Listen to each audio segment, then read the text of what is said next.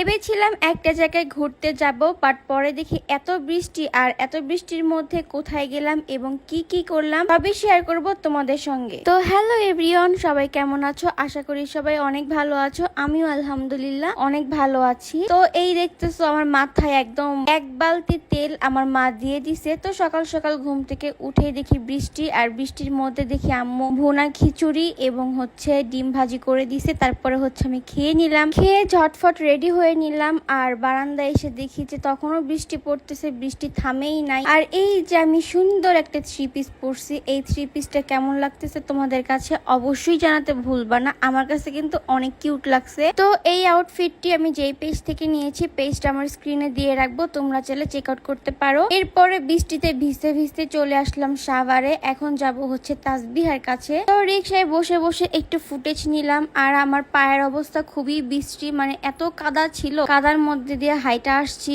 জুতার মধ্যে কাদা টাদা উঠে একেবারে যাতা অবস্থা। তো দেখতে দেখতে হচ্ছে ম্যাডাম চলে আসলো। ম্যাডামের জন্য অনেকক্ষণ ওয়েট করছিলাম ওইখানে দাঁড়ায় দাঁড়ায়। তারপরে হচ্ছে কি যেন একটা টপিক নিয়ে আমরা হাসাহাসি করতেছিলাম। আমরা দুইজন একসঙ্গে থাকলে মাস্ট বি হাসাহাসি হবে, আর কোনো না কোনো টপিক নিয়ে তো আমরা কথা তুলবই। এরপর হচ্ছে আমরা আরো একটা রিক্সা চেঞ্জ করি, চেঞ্জ করে হচ্ছে তারপরে চলে যাচ্ছিলাম আমাদের গন্তব্যস্থানে। আর এই সাইডের রাস্তাটা খুবই ভালো লাগে, যার জন্য একটু ফুটেজ নিয়ে নিলাম। দেন দেখতে দেখতে চলে আসলাম আমরা আমাদের লোকেশনে। পরে হচ্ছে তাসবিহা আমার হাত ধরে একটু ঘুরলো। তোমরা খেয়াল করলে দেখবা আমার চুল টুল কিন্তু সবই ভিজা, যার জন্য আমি ছেড়ে দিছি, কারণ যখন আমি বাসে করে আসি তখনও ভিজে গেছিলাম। আমাদের এখানে খুব বেশি বৃষ্টি হয়েছে। পরে হচ্ছে আমরা ভাবলাম যে এখানে আর থাকবো না, আমরা অন্য লোকেশনে যাই। দিন হচ্ছে আমরা ডিসাইড করে চলে আসলাম আমাদের নেক্সট লোকেশনে।